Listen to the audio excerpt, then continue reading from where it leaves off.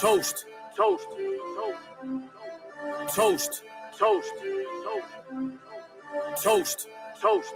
Yo, let's make a toast to completing the goals we set to do or be stuck in the hole. It's a marathon, not a race. Stick with the pace and stay in your place. It's champagne for the celebration. I'm full of light like it's dedication. Yahweh's laws is my meditation and my legislation. I do this for fun and not for the funds. They call me a shield in Hebrew, a gun. Protecting my energy, pray for my enemies, blessing the fam. Send me the Addy, I'm there. Hustling hard, collecting my shares. If it ain't truth, you know I don't care. Evil is something I feel in the air.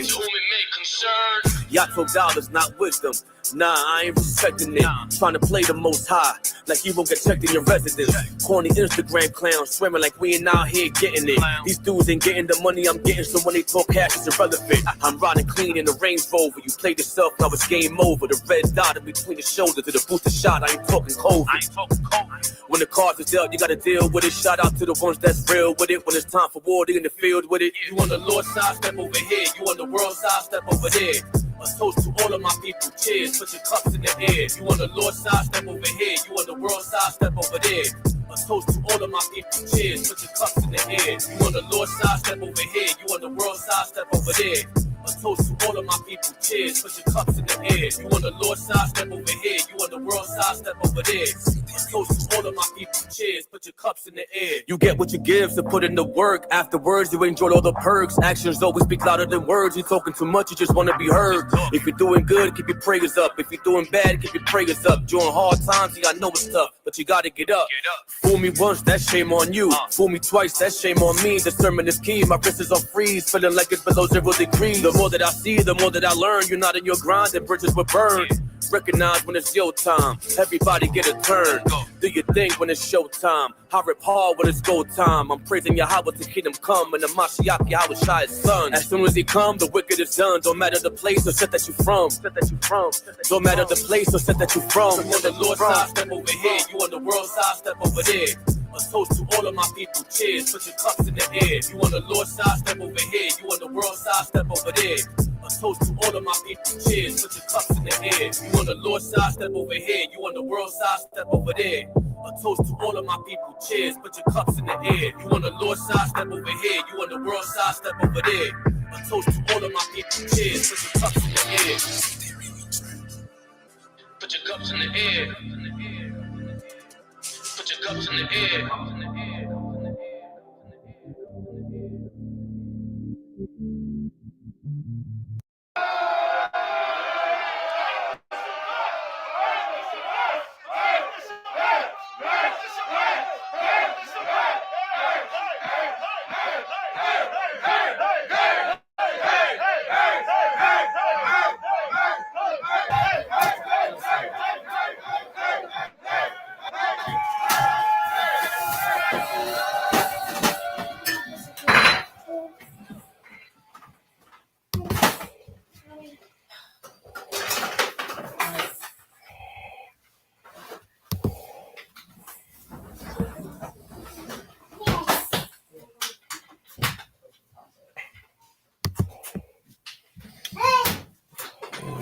Okay, Shalom,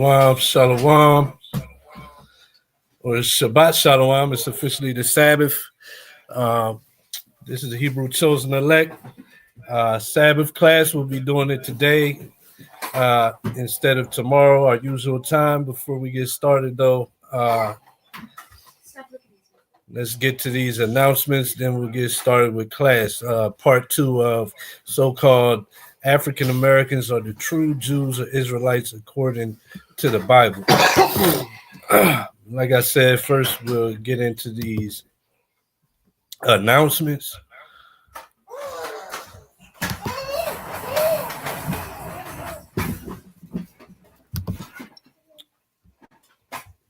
And as usual, first announcement we'll go into is upcoming new moons and feast days. Upcoming new moons and feast days. And the next upcoming new moon is March the 1st. It should be on the screen. March the 1st is the next new moon that we will be keeping as a camp. Next upcoming High Holy Day, next feast day, the Feast of Purim that you'll find written in the book of Esther. You'll find the history on that.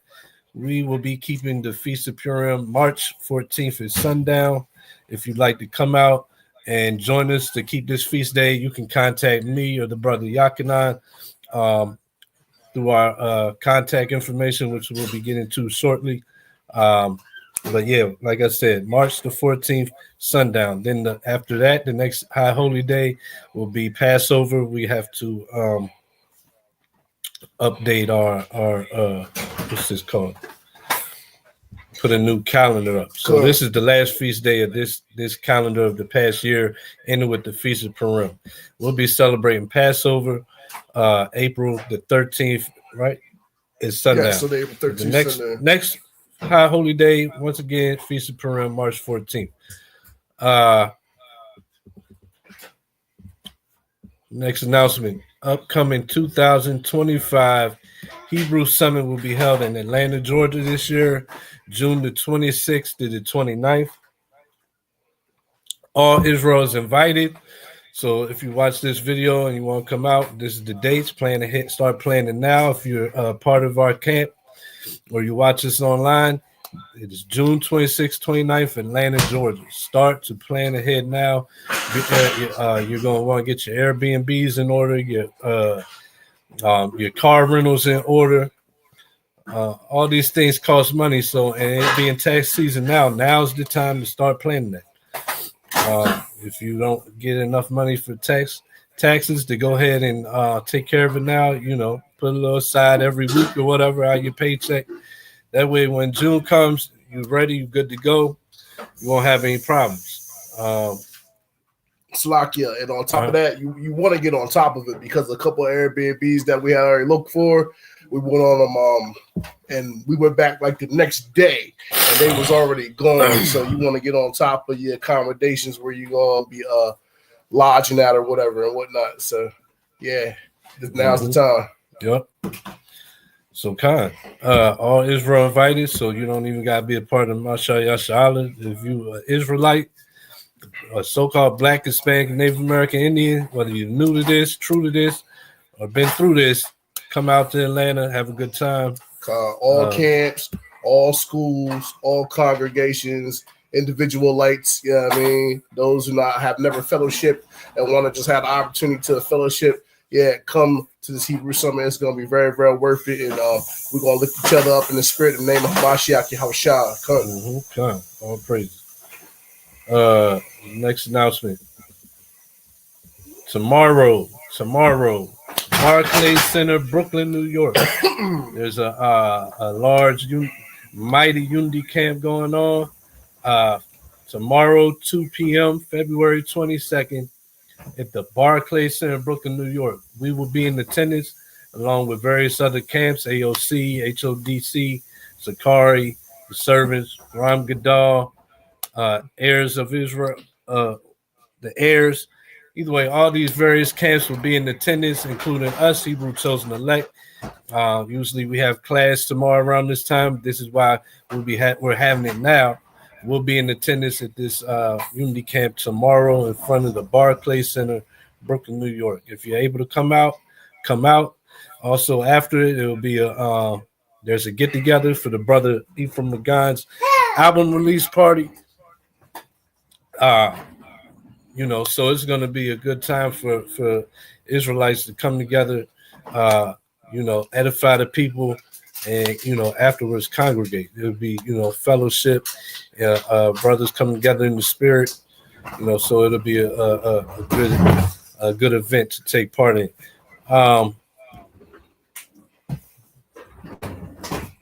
So if you are able, like I said, hope to see you out there. Oh, excuse me.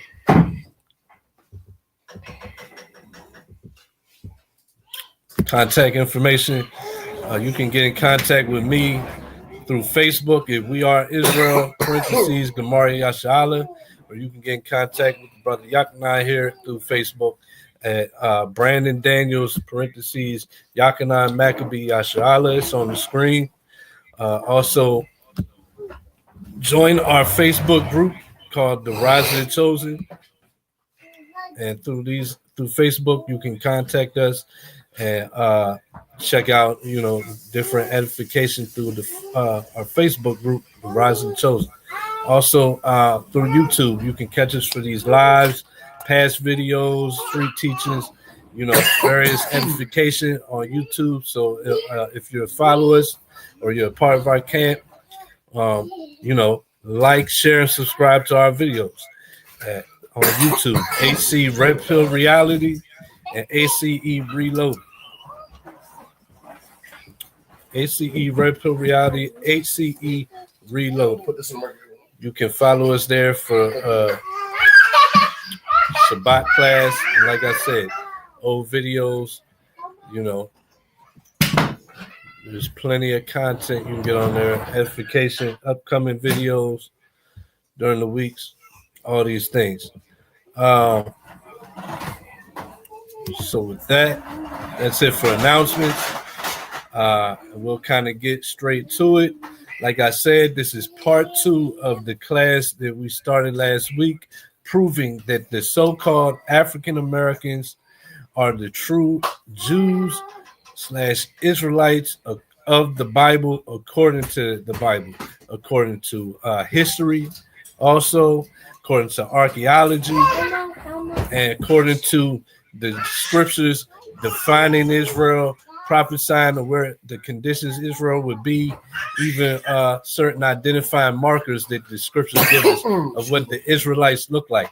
All ties in to proving that you so-called blacks or African Americans, descendants of slavery, the Atlantic slave trade here in America today, you are a true Jew, Israelite, according to the Bible, which, the Bible is the standard. God. There's no Jew, there's no Israelite without the Word of God, without the Bible. So if you want to know who that identity belongs to, who is a descendant of Abraham, Isaac, and Jacob, nobody is able to trace their lineage back thousands of years through DNA or what's it called, genealogies, your family trees. Nobody's family tree goes that far back. Nobody's on earth. So how do you figure out who's the descendants of those great men that the scriptures write of? Through the scriptures, through prophecy, through the curses of Deuteronomy, also through various documents of written in history and archaeology showing these Israelites. Last week we went through some of these different archaeologies. This depicts the Israelites in Egypt or on the steles of Assyria, where the Israelites were taken captive. And what we found is the Israelites are depicted as what you would call so-called black men in America today. The same people back then were engraven or painted as the Israelites in those times, in those different captivities. So we're going to pick up and continue this week where we left off last week. So last week we left off, we were about to go into the book of a book called Babylon to Timbuktu. You got that? That book, Babylon to Timbuktu. You can hold that up on the screen while I pull up the presentation. But the first book we're picking up in this week, like I said, is Babylon to Timbuktu, written by Dr. Rudolph R. Windsor. Rudolph R. Windsor, who happens to be another so-called black man, a scholar who put in his brick and put in his labors to investigate different things in history to find out. He wanted to find out who he really descended from. He wanted to find out who the blacks in America descend from and what our history is previous to slavery here, previous to the Atlantic slave trade. So he put together this great book, lots of information, also provides all the different resources where he gets his information from. For those that are looking for the proofs, he provides those things.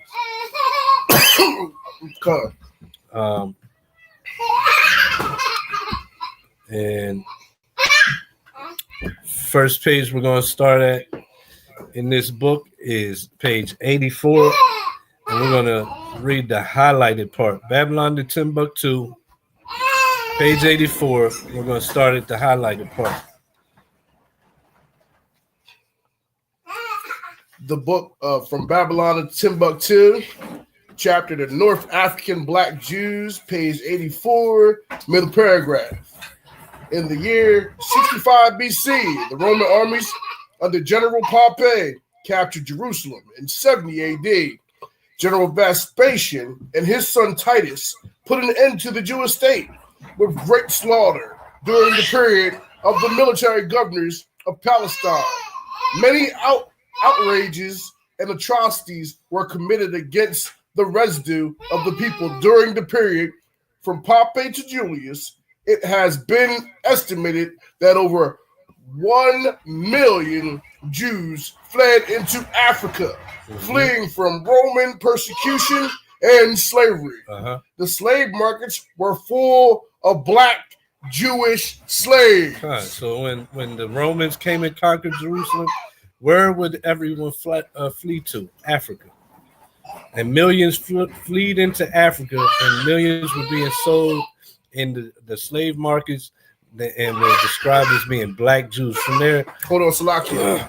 And it was a reason that they ran into Africa. They ran into Africa because they blended amongst the people. Throughout the scriptures, Hebrews have been mistaken for Egyptians and other races of people who lived throughout the continent of Africa. So they knew when they fled into Africa, they were going to be mistaken for the melanated people that were on the continent, and it wouldn't be easy to identify who the true Israelites were.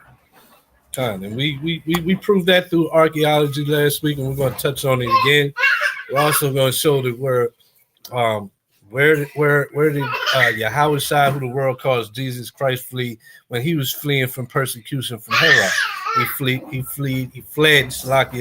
fled into Egypt. And like I said, we're going to retouch on it, but we brought out artifacts to show that the Egyptians during the time of Roman persecution, they look like so-called black people today. And the scriptures describe Paul is being mistaken for an Egyptian, and then Revelations describes Jesus Christ as being having bronze skin. So we're going to get to that. Same book.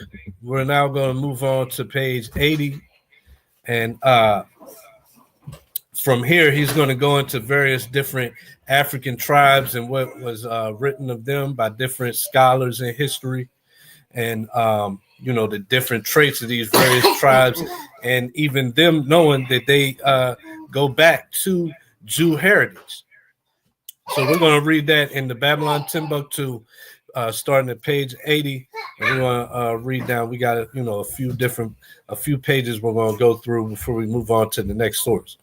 So when you're ready, go ahead, start with Tibet, Tabibin, Kemet, and Wasabara Jews. The book of From Babylon to Timbuktu, the chapter Tabibin, Kemet, and Wasambara Jews. Professor Alan S. Goodbay says that the word Tabibin means smiths. He has located these Jews in central Ethiopia. The Tabibin Jews were really Falashas, but they were forced to accept a nominal Christianity. They were like the Marrano Jews of Spain, forced to accept a religion against their will. And last week we read about the Portuguese Jews. We read about the Spanish Jews in the book by J. Rogers, the Nature Knows No Color Line, and various other accounts where black people were being described as being looking like Spanish Jews or looking like Portuguese Jews. So these Falashans, the same way the black Jews of Spain or Portugal were forced to pick up Christianity, the Christians and Muslims were also going through Africa doing the same thing. Slakia. And there's many identifiers of who the actual Jews are, because number one, these people were found amongst the Ethiopians, and they're called Falashas. And I don't know if you have ever met people who are Falashas, but Falashas are indeed black people. They're also called Beta Israel. All right, if you've ever met anybody who was a Falasha Jew, and they look just like the American black people that are here today. He also described them as looking as Marranos. The Marranos is another name for the Moors. So they look like Moorish Jews that were in Spain. So they had another identifier which identifies them as Marranos, meaning Moorish, which is also another word which means black Jews of Spain. So he's giving you the same identification of the same people, but just in a different area of the continent. The word Falasha is Aramaic. The official language of Ethiopia means immigrants. The Falashas did not call themselves by the name. They used the name Bet Israel. See, Beta Israel. The house of Israel. But the Assyrians called them Falashas because the other tribes in Ethiopia called the house of Israel Falashas or immigrants. This would suggest that perhaps the Falasha Jews came to Abyssinia at a later date. Therefore, they were ostracized because they did not accept Christianity. The Falashas held the monopoly of the skilled trades in Ethiopia. They were leather workers, potters, smiths, and masons. The Kamat Jews were separated into two classes. The Kaberti, honored. From these, the priests are chosen, and the Yatani, small and insignificant people. By the way, these two classes were called by names that are similar to the Hebrew. The Kamat Jews esteemed Moses highly and many other Old Testament personalities. They observed Yom Kippur and the feast for the dead because they remained isolated from other Jews, Christian and pagans. They learned very little from the external world. About 1,300 miles south of the territory of the Falashas lived the Wasambar people. They are a variety of colors, from light brown to black. In their land are forced asylum institutions, cities of refuge. They are like the Levitical cities found in the Old Testament. Professor Godby says, taken with sacrifices wherever Judaism is acknowledged.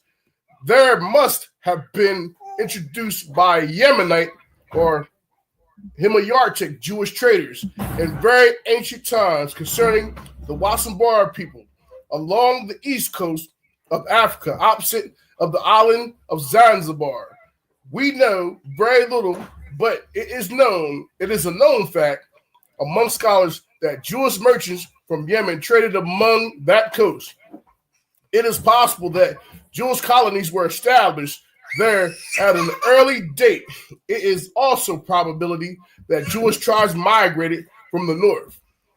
I have shown previously that Jewish immigrants crossed the Red Sea into Ethiopia, and that Jewish immigrants migrated from Egypt to Ethiopia. My conclusion is this: the nation of Ethiopia became a confluence of crossroad of a wave of Hebrew culture and settlements. Here in Ethiopia was the great center of the black Jews. They exchanged ideas. Some settled down to stay. Others departed to the west and south. Joseph L. Williams, quoting Walter Chinchell Plowden, the British consul in Abyssinia, agrees with my conclusion. After the British consul reviewed the national records and traditions, he concluded two things are certain: that at a far later period, 6 sovereigns of pure Jewish race and faith reigned at Gondar, and that To this day, numerous Jews are found throughout Abyssinia. I think it is also highly probable that at whatever epoch it may be placed, the whole of Abyssinia was a Jewish persuasion previous to the conversion, as even those who have adopted the Christian creed still maintain numerous forms of observances. As we can conclude from the above, from the above and other records, the Christians of Abyssinia were once Jews. Incidentally, Solomon Grazel, in his book, A History of the Jews, has stated that there still exists 100,000 black Jews in Ethiopia who are not Christians. And so far, the Rudolph R. Windsor is quoted from three different scholars, three different white scholars to be exact, because it's not true if it doesn't come from a white scholar. He's quoted three different scholars: Professor Allen S. Goodby, who did he just quote? Walter Chinchell Plowden, Solomon Grazel. He's credited for, and Joseph L. Williams. Williams. All these are scholars from a time where your ancestors were still in slavery, right?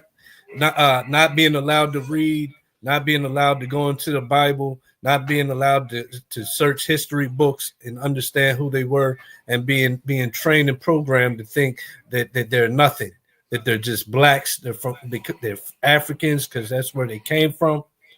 But during this time, these scholars they were going into the different people groups, and they was documenting the customs they kept and who they believed that they came from and what they associated themselves with, identified themselves with.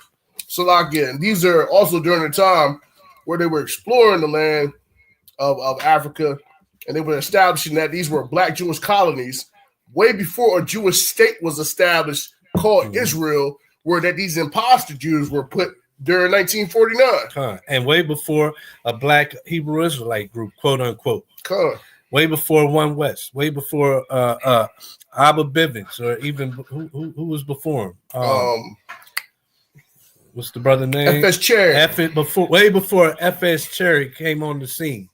These scholars over and over again were finding that they were describing the black people they came across in Africa or in Europe to be Jews. They were just they was describing black people as looking like a Spanish Jew or as dark as a Jew. You know, all these scholars over and over again is it gets redundant, right? So the only people that don't understand this is the so-called blacks here in America today. But the Most High is bringing out this knowledge, and that's what we've been going through last week and today. Different historical accounts where Jews are being described as black people, and the lands where black people came to America from is being described as the people over there as being Jews. And last week we went through all the various different drawings of the inhabitants that they found on the west coast of Africa, and over and over again you see these drawings, of these so-called Africans having fringes with the border of blue. You know, so it's evidence on evidence on evidence showing that the true Jews were once a black people, and what we're seeing is there's historical evidence showing that the black people that came over here in slavery were considered Jews by different scholars of that time, right? So if you can keep going, unless you want to add something. No, that's about it, man. All right. I mean, I think the scholarship, it speaks for itself. Mm-hmm. They give you the characteristics of them. They telling you what country they are, established all through Africa. They give you the depiction of them according to their color, and then letting you know distinctly that these are the true Jews. Mm-hmm. You know what I mean? This is not our influence put on it. This is what the scholars know. That who did the research way before any of us was born, way before a One West, way before there was the Commandment Keepers, way before 1929 where there was Israelite colonies that was established all throughout the east coast of the United States, way before Israel Hill was established when so-called blacks was let out of slavery. the scholars knew that the so-called Jews were black people. Okay. Where we So at? we're after King Abraha. This is speaking of a Jewish king that was converted to Christianity. Going into that.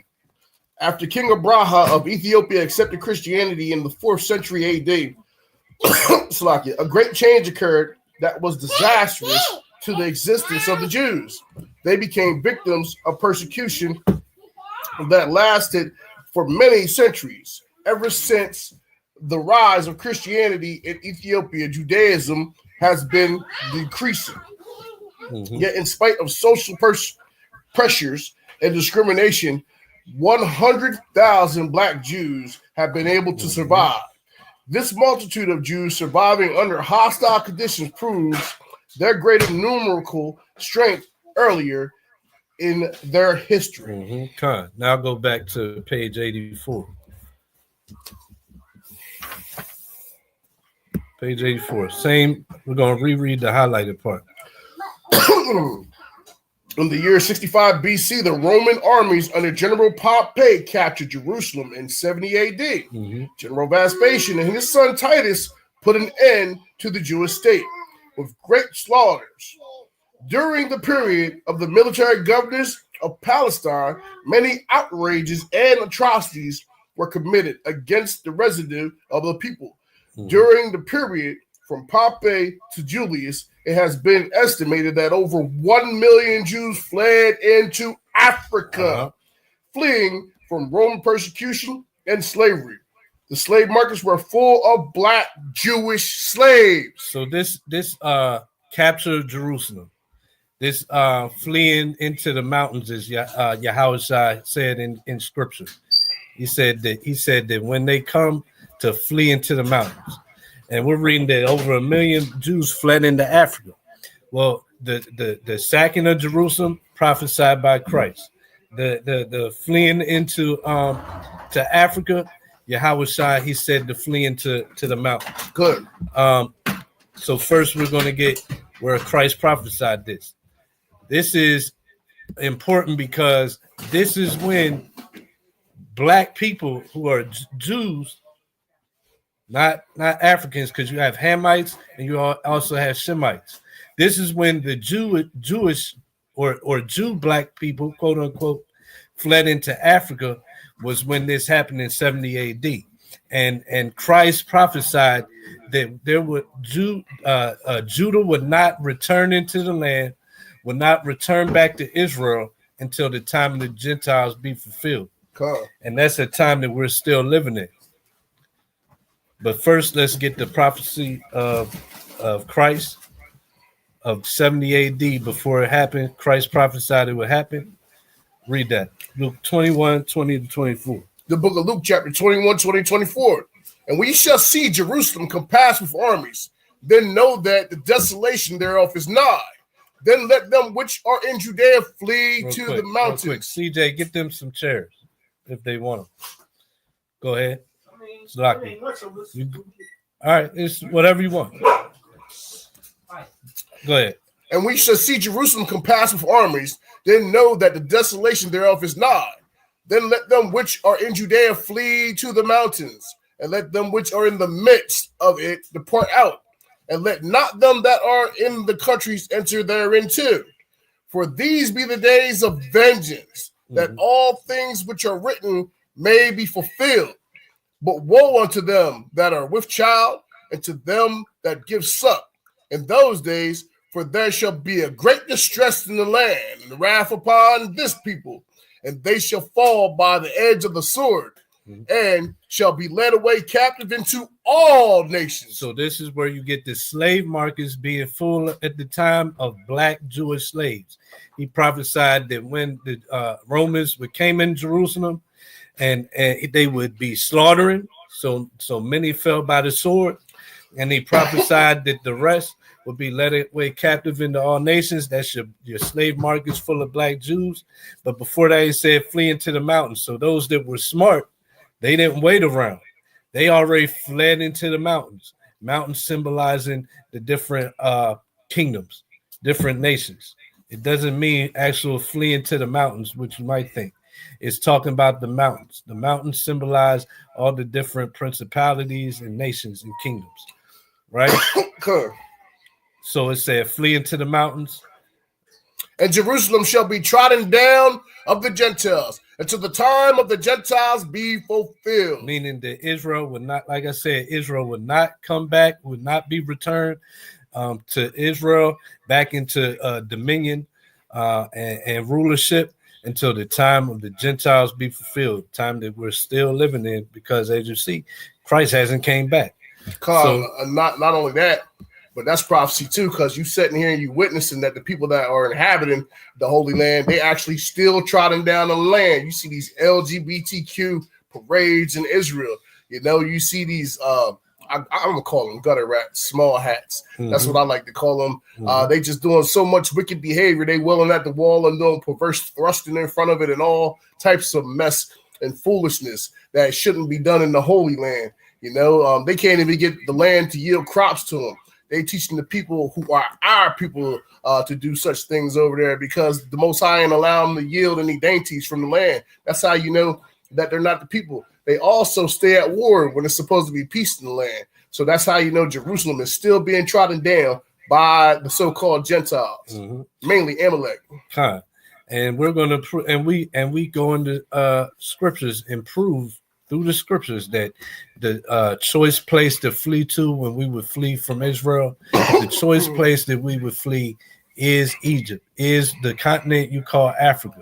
All the other places were ruled by places it came from slavery. Babylon, that's to the west of Israel. Assyria, that's to the north. And these are mainly ruled and occupied by our number one enemy, Esau. That wouldn't be your place that you would think to flee to. The main strongholds of the Romans who sacked Jerusalem were to the north. Europe, that's where the Romans came from, right? So if you're trying to flee from the Romans, where are you going to go? The best place is to go into Egypt, which actually already has large establishments of Jews already in Egypt. Alexander had conquered pretty much what was the Persian Empire. So they was all up and through Asia Minor, and they was all up in southern and eastern Europe. You know what I mean? So it was no need to go into these places because they was going to be able to spot who you were. They was going to be able to determine who you are because you were fleeing. So where did Christ's family flee when he was born? Matthew 2:13-15. The book of Matthew, chapter 2:13-15. And when they were departed, behold, the angel of Yahweh appeareth to Joseph in a dream, saying, Arise and take the young child and his mother and flee into Egypt, and be thou there until I bring thee word. For Herod will seek the young child to destroy him. When he arose, he took the young child and his mother by night and departed into Egypt. Go ahead. And was there until the death of Herod, that it might be fulfilled, which was spoken of Yahweh by the prophet, saying, Out of Egypt have I called my son. So the Jews, Yahweh, who the world calls Jesus Christ, fled into Egypt. The Jews were known as to always be going down into Egypt. One of our problems was going down into Egypt because Moses said not to go to Egypt. But we love to tie ourselves to the Egyptians. Something about Egypt, we just loved everything that Egypt was about. But in this instance, Yahushua was told to flee and into Egypt, and that's where he went. He went there to blend in. And why would he blend in? If he looked like a so-called Roman, he wouldn't. He would look like these people. This artifact that's on the screen, we went over last week. We went over this artifact last week, and it's in the book, the Illustrated Bible Dictionary. And it's got, a bunch of different stuff. It's got this statuette in there, and it's got a description of it, right? Read that. It says a statuette of a warrior carrying an axe and a shield. And this statue is from Egypt during the Roman period. So when did Yahushua flee into Egypt? During the time of Roman occupation in Jerusalem. Right? And look at this man here. This is a so-called black man. See that? Look at his face. That's not a Roman. This is who Jesus would be who was staying with and blending in with. How do we know that? Look at his garment. That's how we know that. What's he got on there? Fringes. Who was commanded to put fringes on their garments? Children of Israel. Children of Israel. So this is an Israelite in Egypt. And once again, looks just like a so-called black man today. This is who Jesus Christ was hiding amongst when he fled into Egypt. Also, we brought this out last week, but we'll touch on it again. In Rome, the Jews would hide underneath the city. They called it catacombs. Okay. These were different tunnels that were underneath of Rome where the Jews would hide from persecution there, right? And they would, put artwork on the different walls. There's even, you can find books on this going on, just bring out all the different paintings that they left there. Just once again, black people. Every time it's a scene or an image from the Bible, it's depicted as black people. And this is just something similar that we had to do throughout history. We did this underground throughout Timbuktu. We also did this during the Underground Railroad where we fled underground and we had a tunnel system where we had to escape our persecutors. So these things are nothing new to us, the things that we did. The other nations didn't operate the way we were. This is how we operated to get away from our persecutors. And so this painting here was left on the walls of the catacombs of Rome, 3rd century. And this is a painting of who the world calls Jesus Christ, the Good Shepherd. As you see, he was painted as a so-called black man. Got the dark bronze skin with the afro included. You know, you can't make this up. This is how the Jews were thought to look during the time close to of Christ and 200 years after, 3rd century, 200 years after, still being depicted as black people. Cool. So all the way from that time, that's when the Jews, the black, quote unquote, black Jews fled into Africa, and they started to migrate through Africa and set up different little small kingdoms or villages. That's when it started. So, and that's how it was all the way up until 1400s, 1500s. When the so-called white man, the Europeans, started going into Africa and pushing Christianity and taking slaves captive to bring over to the Americas. Cool. So now we go back to page 84 and continue down from the highlighted part. You don't got to read the highlighted part again. And Yahweh shall scatter thee among all people from the one end of the earth even unto the other. And there shalt serve other gods, which neither thou nor thy fathers have known, even wood and stone. Mm-hmm. The book of Deuteronomy, chapter 28, 64. Mm-hmm. This prophecy and all the residue of the prophecies contained in Deuteronomy 28, 15 through 68 befell the black Jews after they disobeyed the laws of Yahweh. Many nations transported the Jews into slavery, and the sons of Israel transmigrated to every continent. The Jewish philosopher Philo, about 40 BC AD, who lived in Alexandria, Egypt, and the 1 million Jews resided in Libya and Egypt, from the Catabathmos to the borders of Ethiopia. Professor A.H. Godby says that Philo leaves us doubtful about which boundaries of Ethiopia he meant. I think that Philo meant the western and southern boundaries of Ethiopia, because the prophet Zephaniah mentioned, from beyond the rivers of Ethiopia, the daughters of Mai dispersed. There was a period of over 600 years between Zephaniah and Philo. When considering the new waves of immigrants coming into Africa, they had 600 years of penetrate toward all the borders of Ethiopia. Ishura wrote that Hebrewism was detectable by its inscriptions from the Egyptian border westward across North Africa to Mauritania.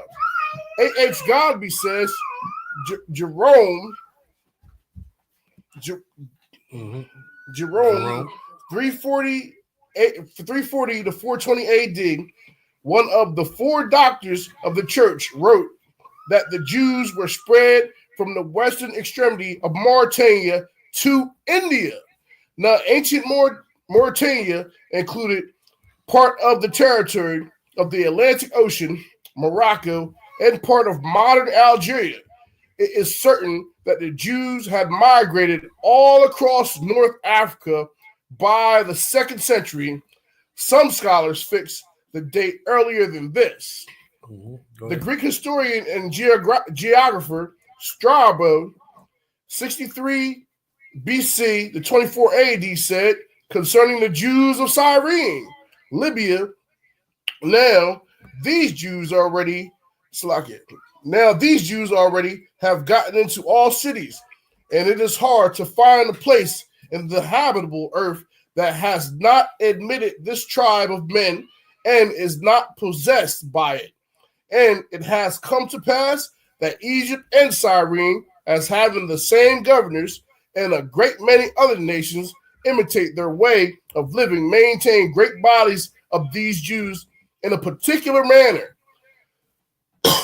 So these are historians, Greek historians also. Philo, who's a Jew, philosopher during the 1st century AD.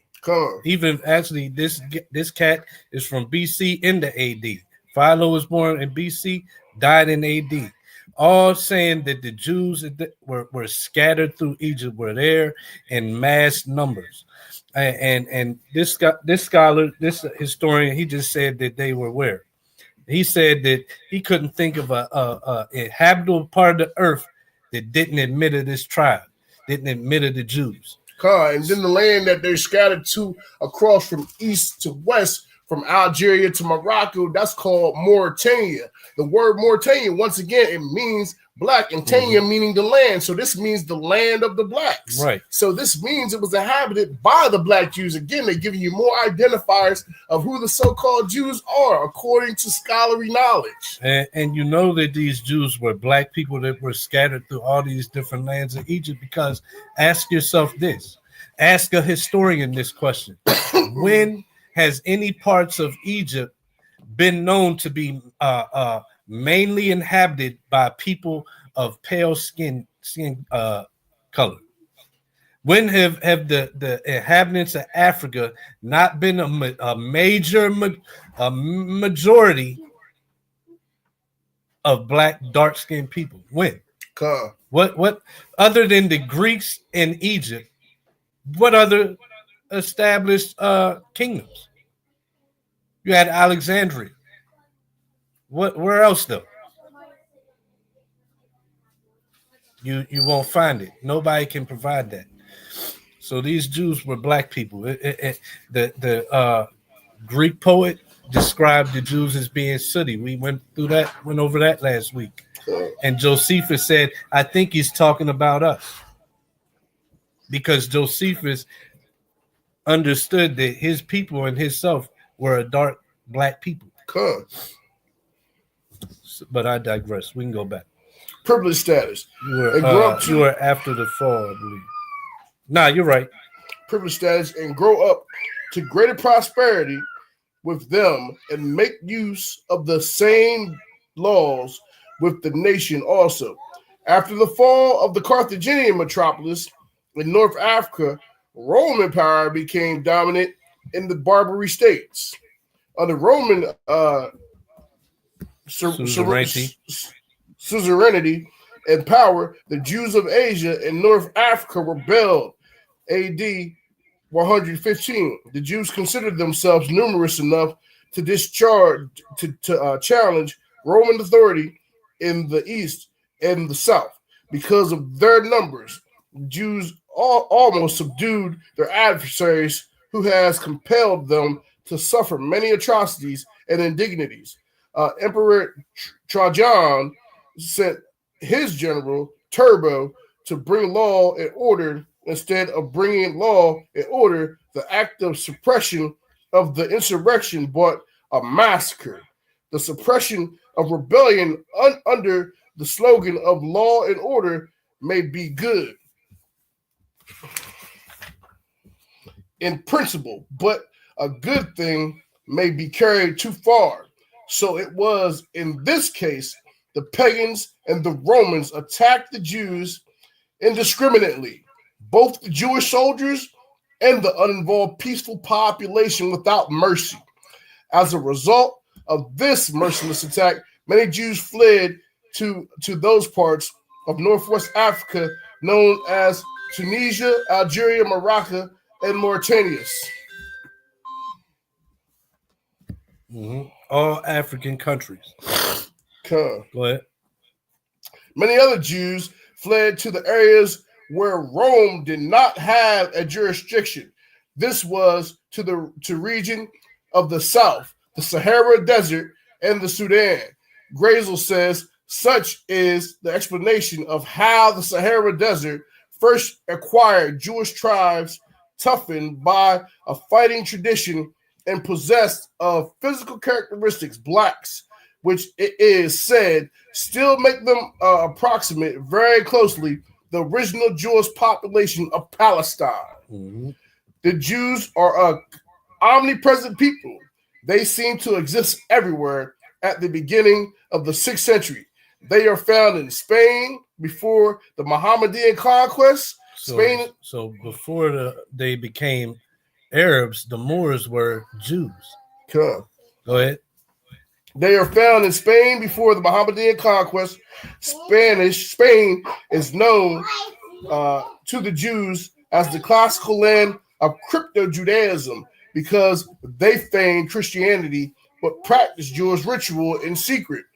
As early as the Roman period, the Jews of Spain had been large in number and influential.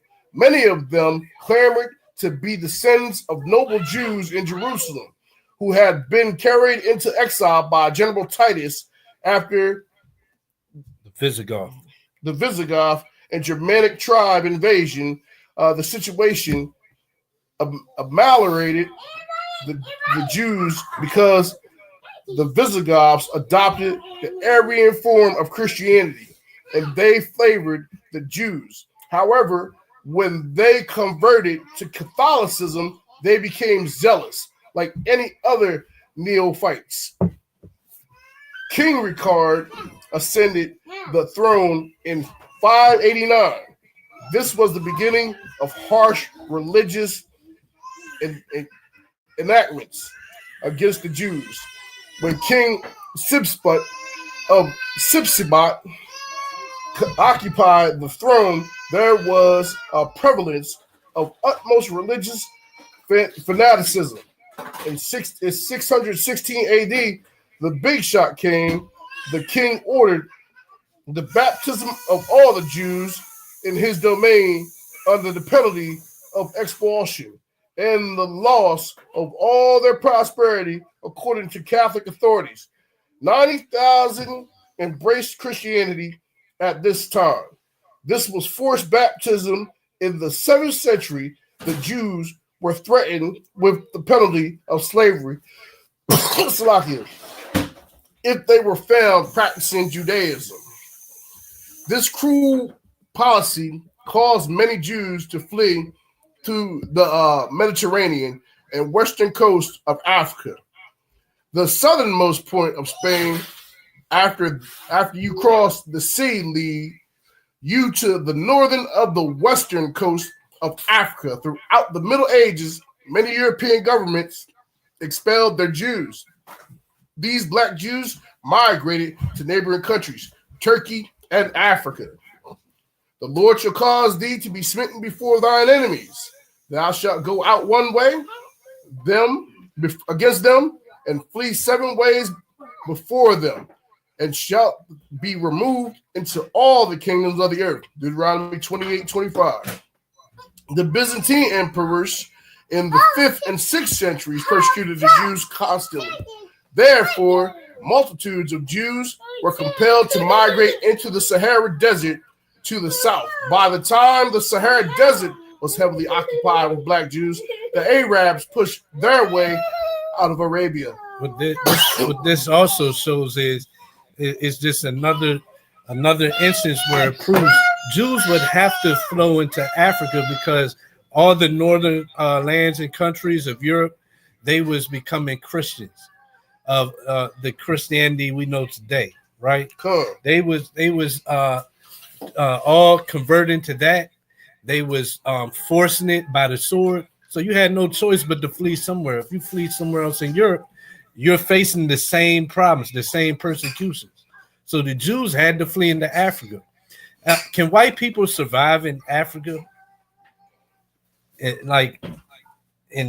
mass numbers without having resources to build homes and coverings, and they typically can't thrive in Africa in bulk numbers. Cool. You don't find large populations of Caucasians in Africa because they're more built to live in colder climates. So that's just another proof that the Jews fleeing, they fled into what you would know as Africa. Go ahead. The Arabs pushed their way out of Arabia in the 7th century. In the year 640 AD, they attacked Egypt and continued across Africa. Then a Jewish queen named Dia Kahina organized an army consisting of Jews and Berbers in order to stop the penetration of the Muslims in North Africa. This queen vanquished the Arabs, and the people of Africa rejoiced in her victory.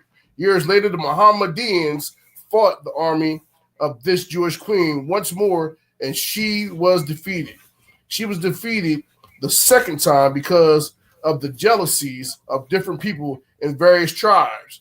Having become disgusted, her son turned Muslim and participated in the Islamic conquest of Spain in the year 711 AD. Mm-hmm. Go ahead, Black Jewish The Empire Black Jewish Empire of Ghana.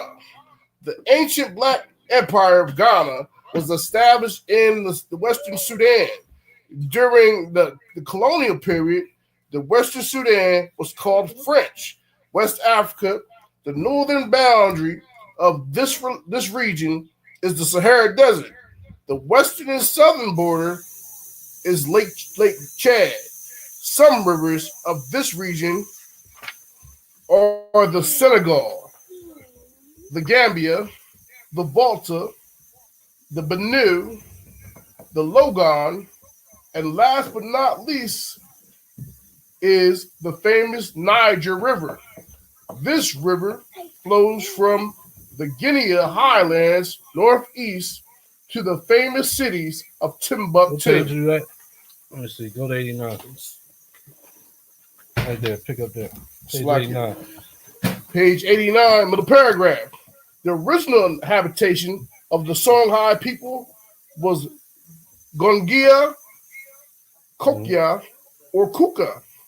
This place was situated in the Dendi country and known as Dendina, lying near the Niger River and the northwestern border of what is now the modern state of Nigeria. Many scholars think that the Songhai people came from Egypt or Ethiopia because there exist many Egyptian culture complexes among them. For example, the preparation of the dead body for burial. Za'el Yemeni came to Kuka about 300 AD, an ancient abode of the Songhai tribe. He established a line of kings known as the Ja, or the Dia dynasty. This founder of the first Sudanic dynasty in Western Africa was a black Jew. His name is sometimes written Za'al Ayaman Joseph.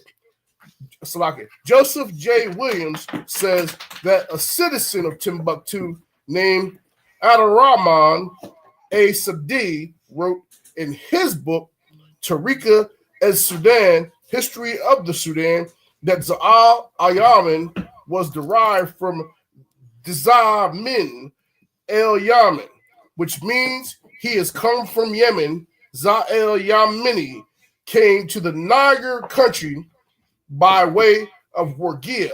In central Algeria, Wargia was a great trading center of the Black Jews. Dr. Barth and Professor Godby say that Za, the founder of the first Jewish dynasty, established his capital later at Gal and the eastern upper Niger River. The Arabs, Moors, and the Sudanic writers attribute to the ancient Black African Hebrews the establishment of the first empires, the erection of the first public buildings in the country, the construction of the first canals and irrigation systems, and the institution of social economic regime which still survives in the Saharan communities. By what factors can we explain the emergence of Black Hebrew hegemony? Move to page 93. Slaki. Drop that, go to 93. Page 93. Drop to the highlighted part. The Book of Babylon, Timbuktu, page 93, middle paragraph. It is now an established fact that Ghana was a Black Hebrew state, and at this juncture, I shall continue my writings concerning the Za dynasty of Ghana. The 15th Za prince took control of the great city of Gal on the upper Niger, AD 1009. His name was Za Kasui. Up to this time, all the kings of Ghana professed the Hebrew religion. However, in this year, radical transformation occurred. Zakasi accepted Islam. Davidism, quoting the Tariq el-Fatah, says that the king of Songhai, Ghana, was persuaded to convert. You can drop that. So this is where you get the conversion to Islam, and that up to this time, all the kings of Ghana professed the Hebrew religion. So this is up till 1009 AD. So all through history in Africa, Jews, all these different kingdoms were occupied and ran by Jewish people, Jews who were Black in color, right? From there, go to page 116.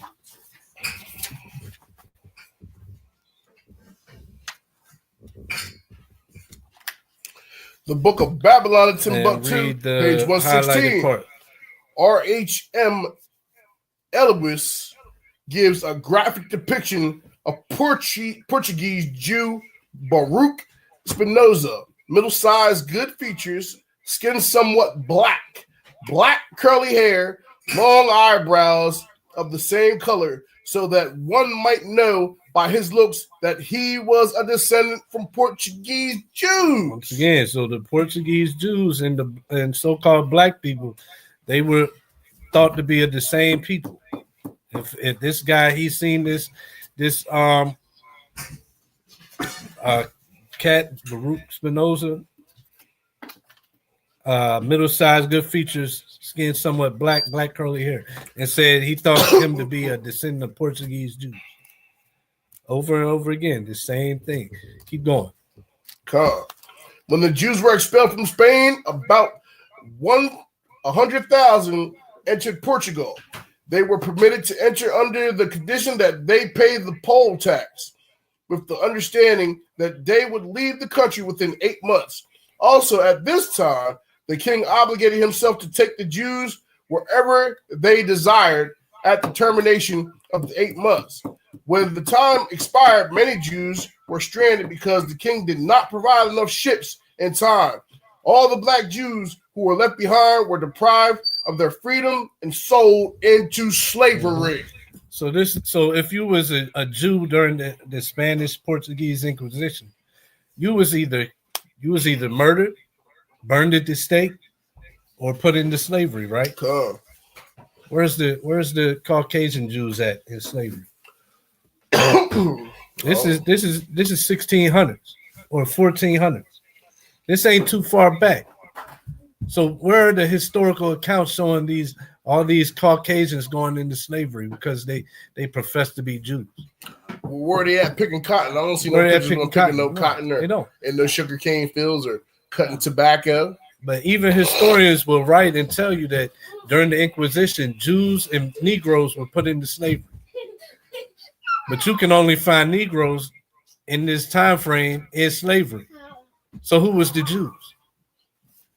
The Negroes. Come. They were the very one and the same people. Go ahead, keep going. Come. During the reign of King Joel, that's where I was. Mm-hmm. During the reign of King Joel II, John II. Or John II. Mm-hmm. Joel, I believe, is the Portuguese way. Oh, João. Then it's João. Yeah, John. 700 black Hebrew children were ruthlessly taken away from their parents in Portugal and transported to the island of Santhome of the west coast of Africa. This island is located near Nigeria, Cameroon, and Gabon. Mm-hmm. Alan H. Godby says that the Portuguese founded the island of Santhome in 1471. In the year 1484, King John II of Portugal, who reigned from 1481 to 1495, offered the Jews of his kingdom the choice of baptism or settling at Santhome. Multitudes of Jews were sent to this island during the reign of King John II. These Jews, Judeos, as the Portuguese called them, are serious, reserved, and wealthy, holding most of the trade in their hands. Right. So we can drop that. I think we might be done in that book. Just hold your place though. Come. But last week, so if you didn't see last week's video, go back and watch it. We proved without a doubt the Portuguese Jews, the Spanish Jews to be black, even showing a couple of statues of Jews at the time that were depicted as black people. And these statues are over there in Spain and Portugal still. Cool. So it we wasn't taught in American schools, but the Jews in Spain were known from people of that time to be a black people. Good. And history has proven that by great men who decided to really put in the labors to go search and find this history. On the screen here, you'll see a map from the 1700s called the Negro Land map. And you'll see you got the Sahara Desert and then Negro Land. This is a map of the west coast of Africa. Where did most of the blacks here in America come from on ships? The west coast of Africa. As you see, it wasn't called this map. How come it's not titled Africa? It's titled Negro Land because there was a difference, and the people at that time knew there was a difference of Negroes and Africans. And because of the large populations of Negroes in this section of Africa, they called this map the Negro Land map. We went over a little bit last week along the slave coast part where they were taking the bulk of the slaves. You had the kingdom of Judah. So the bulk of the slaves were coming from the kingdom of Judah. This is a blown up portion of that map that we just showed. This is the full map. Kingdom of Judah is right along here. The slave coast, all these different parts and ports had different names, like the Gold Coast, the slave coast, whatever the main import was, that's what they named that section of the coast, right? Cool. Like I said, so right smack dab at the bottom of Kingdom of Judah, or Ouida, which is a French, another way of saying Judah. Cool. That's where you have your slave coast. The book, and we read in the book, the Slave Trade. We read in that book that the majority of slaves were being brought from this section of Western Africa. I mean, it's Not all of redundant. them, It's but the redundant majority. that they would label the land Judah and not know they was coming to get the Jews. I mean, come on, y'all. Like this is information that you can Google by now. So-called black people. I mean, we've been presenting the information. You're getting it right now. If you don't do the further research, you're just in denial. Yeah, you're in Just denial. in denial. And a lot of people are. But once again, they was painting depictions of the inhabitants of Judah. So we just showed the slave coast. We proven that the main parts of Africa where they were taking the slaves, you had the kingdom of Judah, and they painted depictions of the inhabitants. And here's one here. We saw this one last week. I got a couple of new ones also from the same people, same inhabitants, and the artist was painting them with having fringes on different articles of clothing. And this one here being fringes with the border of blue. On this, I believe that's a woman on her sash. This around her waist. You see the fringes with the border of blue. And we know from the scriptures that the Most High told the children of Israel to put fringes in Numbers 15:38. Put fringes on the bottom of your garments and put on the fringe a ribbon of blue. Got the elder here. He's on the west. This is a painting of a elder on the west coast of Africa, and he's got his shotgun, and he's not naked like a savage. He's got a garment on with fringes on the bottom of his shirt and the long garment down to his foot. Fringes on both of these garments. And his necklace is like similar to an ephod, like the priest would wear. Yep, he's got the full beard, and he's got a mitre. On. These are the type of clothes that you would find Israelites wearing. Come. We got some more. We went over some last week. All with fringes. These are a couple more that wasn't included last week. You got the sister here to the left, right? And it says that Samvagese. I can't understand that, but see the fringes on the bottom of her skirt. Look at that. You got the fringes. This here is it's in French, but it says a religious man or a monk soldier and Negro. See the priest here, or quote unquote religious man, got the garment to the foot with the fringes. Got the fringes. This is west coast of Africa, people. This is where the bulk of slaves brought to the Americas from Africa came from. This section.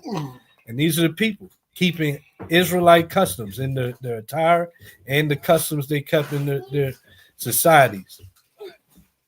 This here to the left is in French, and it says a priest of synagogue. So this priest of synagogue, west coast of Africa, once again. And if you notice the headdress and the fringes and the attire is very, very similar to our Native American brothers too, as well. You know what I mean? And that shows you that we dressed in similar attire. He has the feathers, he has the border of blue, he has the fringes. You know what I mean? That's us. Yeah, I mean, we are Israel. And we talked about last week. Where do you find these depictions of Caucasians, of Europeans, keeping the customs from the feast days, their different laws, and their clothing they wear? You just don't find it. I've yet to see it. This image on the right is a French playing card. You see at the bottom is looks like it's a spade, but this is from a set of playing cards that they had around the 1600s, 1700s. The bottom of this playing card, if you see it, it says Habitant de Ouida, which is French, but you see it's Judah. This is a card is depicting the inhabitants of the kingdom of Judah. As you see, these are black people. These are black people. And if you look close, you'll see that this sister has fringes on her garment here. You see that? But why would this village or kingdom on the west coast of Africa be called by Judah? Well, anybody with common sense and understands scriptures would know. Oh, well, these were black people that fled from Israel, and they took up their abode on the west coast of Africa because in 70 A.D. the Romans sacked Jerusalem and ended the quote-unquote Jewish state. And in Book of Revelations, the King of the Jews, Jesus Christ, as the world knows, is described as having bronze skin. Paul, a Jew who was from Rome, mistaken as an Egyptian. Good. The evidence, just whether it be historical accounts, depictions, and art, steles from thousands of years ago, Jews are always depicted as being black. Every time. Moving on, we have the Zondervan Compact Bible Dictionary. Come. The Compact Bible Dictionary gives you a definition of Ham. And what's important about this definition, we're going to read it here. So you get the Zondervan Compact Bible Dictionary and go to Ham. And it reads, the youngest son of Noah. So we all know Noah had 3 sons, Ham, Japheth, and Shem, right? Ham is the youngest son of Noah, born probably about 96 years before the flood, and one of 8 persons to live through the flood. He became the progenitor of the dark races, but hold up, as you see in the highlight, not the Negroes, but the Egyptians, Ethiopians, Libyans, and Canaanites. So this definition is in a Bible that's written by a Caucasian, a scholar that's of the Caucasian European race, a white man. And he understands that Ham was the progenitor of all these dark races we just read. But he lets you know, not the Negro. He's letting you know that they understand that the Negroes and quote unquote Africans are a different people. Good. They're different people. They're not the same. And the rest of these African people groups, Egyptian, Ethiopian, Libyan, Canaanite, they descend from Ham, but not the Negroes. Now, he doesn't give us who the Negroes descend from, but we're going through all the various proofs that let you know who those Negroes are. But you was never taught in school that there was a difference. You was always taught that, yeah, I'm African. So you've accepted to be called African American because I'm from Africa, but I'm from Africans that were brought to America. So just put together, yeah, that's me. That's my people. But there was always a difference of Africans and Negroes. You just didn't know about it. You can even find that. So we read in the Zondervan Bible Compact. Zondervan Compact Bible Dictionary, the definition of Ham, showing the differentiating of Negroes and Africans. But, the scripture says not one witness, 2 witnesses, right? Okay. So we went through this. We went into this book last week, and we're going to go back in here again. The slave ship, a human history. You got a question? Exodus 11 and 7. Remember, Yakna let us know last week. From sitting over there, you gotta be a little louder. Go ahead. Exodus 11 and 7. But against any of the children of Israel shall not a dog move his tongue against man or beast, that ye may know how the Lord doeth put a difference between the Egyptians and Israel. So the Most High, he put a difference between the Egyptians and Israel, the Hamites and Israel. But he didn't say the Negro, because that term is new. But we see, just like the Most High put a difference, the white man put a difference while we was in slavery. And that wasn't taught to us, but it was there. So you see, you got the Zondervan Bible Compact Dictionary, and you got this book, The Slave Ship, A Human History by Marcus Rediker. And there's a section in there, page 25 of this book. We're not going to read the whole account. It's an account of a slaver going into the continent, going through these different villages, trying to buy slaves from these different African tribes, right? because everybody knows that some slaves were bought from Africans, and they taught that it's just Africans selling Africans. What we're going to read here is the same difference that Zonovan put on Africans and Negroes. This book here puts the difference too by this account. So we're going to start with canoed by escorts. And I'll read it. Because, yeah. So starting the paragraph, it canoed by escorts. So this white man was being canoed to these different villages. And canoed by escorts, a quarter mile upriver, Snellgrave, who is the Caucasian white man that's trying to look for these slaves and buy slaves, found on his arrival the king sitting on a stool under some shady trees with about 50 courtiers and a large troop of warriors nearby. The latter were armed with bows and arrows, swords, and barbed lances. The armed sailors took a guarded position opposite to them at the distance of about 20 paces as Snellgrave presented gifts to a delighted king. Snellgrave soon noticed a little Negro child, and that's highlighted because it's important. He noticed a little Negro child, it tells us, tied by the leg to a stake driven in the ground.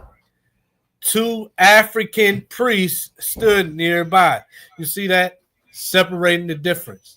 They're giving this account of this white man going to buy slaves, and he's in this village, and he's got the Negro child tied up by the leg, and standing by this Negro child, 2 African priests. Now, why wouldn't it just say an African child and 2 African priests? Or why wouldn't it say a Negro child and 2 Negro priests? Because they knew that these were 2 different people. They're not the same. The Negroes and the natural inhabitants of Africa are not the same people. They understood this. And that's exactly why they put Negro child, African priest. And you can see it in looking at these different tribes over Africa now, putting these bones and stuff through their nose. And they just look like, they don't look the same as the people that you saw artwork or photographs of slavery. They don't look the same. They look different. Look at a Sudanese person and they don't look like us. They don't got the same luster as us. You know what I mean? Mm-hmm. They way taller than us. Like we don't gel. Like their spirit is different. You know what I mean? They act like they don't like you. Like it's different. Facial features. Yeah, but you can look at a Somalian person. They look more like an Arab. They don't resemble us. You know what I mean? They are not the so-called Negro. You know? Only thing similar is dark skin. That's it. As we know, we can go to India and you can find people as dark, damn near as dark as a black T-shirt over there too. But they got straight hair, and you know they're a different people. You know they're not the same. They're not like us. Well, over in Africa, when before slavery, there was the quote unquote Negro who was really a Jew, Israelite, and then there was the Africans that were descendants of Ham. They not like us. That was over there too. So that's who was selling the Israelites into slavery. That's from school. So moving on, specific punishment was preordained to happen to Israel for disobedience. And that's what we're about to go into. So we went into the different art depictions of Israel in the past, the different archaeology, statues and steles when engravings of Israelites, different historical accounts. We went through all those books. Now we're going to go into the curses, the prophetic markers that establish who the Israelites are today. So we're going to start with the fact specific punishment was preordained to happen to Israel for disobedience. Specific. Because people are going to say, oh, well, everybody's been through this, or everybody's been oppressed, or everybody's had bad things happen. Specific punishment written that Israel would go through. First scripture before we get into that, Psalm 147, verse 19 to 20. The book of Psalms, 147, 19, 20. He showeth his word unto Jacob, his statutes and judgments unto Israel. Yep. He have not dealt so with any other nation. Praise ye Yahweh. They have not known them, Slaki. They have not known them. Praise ye Yahweh. Praise ye Yahweh. So statutes, laws, judgments. Judgments is what? Punishments. Right? It says that the other nations have not known them. They haven't known his judgments. Meaning what? They haven't known his specific punishments that he told Israel they would suffer for disobedience. They haven't known them yet. We know through Deuteronomy 30 that it's coming, but they have not known them. So that's important because now we're getting into the prophetic markers that let you know who Israel is. And the main place you find those is where the curses of Deuteronomy chapter 28, verse 15 and down. And that's where we're going to start at. So Deuteronomy chapter 28, verse 15, and then 45 to 47. The book of Deuteronomy, chapter 28, verse 15. But it shall come to pass, if thou wilt not hearken unto the voice of Yahweh thy power, to observe to do all his commandments and his statutes which I command thee this day, that all these curses shall come upon thee and overtake thee. So the Most High said in Deuteronomy that if you don't keep my commandments, statutes, and obey me, curses will be your punishments. Curses that will follow you and overtake you. Keep going. Verse 45 to 47. Moreover, all these curses shall come upon thee and shall pursue thee and overtake thee till thou be destroyed, because thou hearkenest not unto the voice of Yahweh thy power, to keep his commandments and his statutes which he commandeth thee. And they shall be upon thee for a sign and for a wonder, and upon thy seed forever. So they would be for a sign and a wonder, and upon thy seed forever. Why would it need to be a sign? Real quick, I didn't have it here, but real quick, let me get that Jeremiah 17 and 4.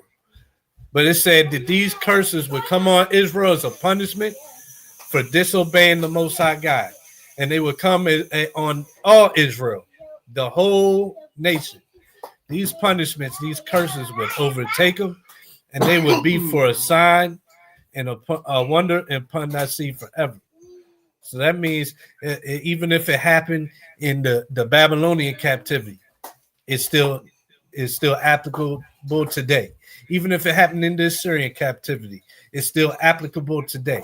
Even if it happened with the Greeks, it's still applicable today.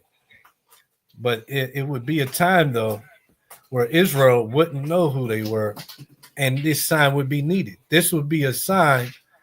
These are the Israelites, because the whole world is disobeying God right now. But God said that certain people would get certain punishments for that disobedience, and that would be a sign of who they are. Why would they need a sign? Why would Israel need a sign? Jeremiah 17:4 lets us know. The book of Jeremiah, chapter 17, verse 4. And thou even thyself shalt discontinue from thine heritage that I gave thee, and I will cause thee to serve thy enemies in the land which thou knowest not. For ye have kindled a fire in mine anger, which shall burn forever. Forever. So you can drop that right there. So it would be a time that the Israel's heritage, which is the Most High, and being his special people and being his kings and priests of the earth, we would lose our heritage. We would lose our identity. We're not going to go there, but you can also prove that through Baruch chapter 2. Let you know that in the last days, that Israel will have to remember themselves. And that's what we're doing now. We're putting out these historical facts. We're putting out this information to remind Israel of who they are, because it's needed.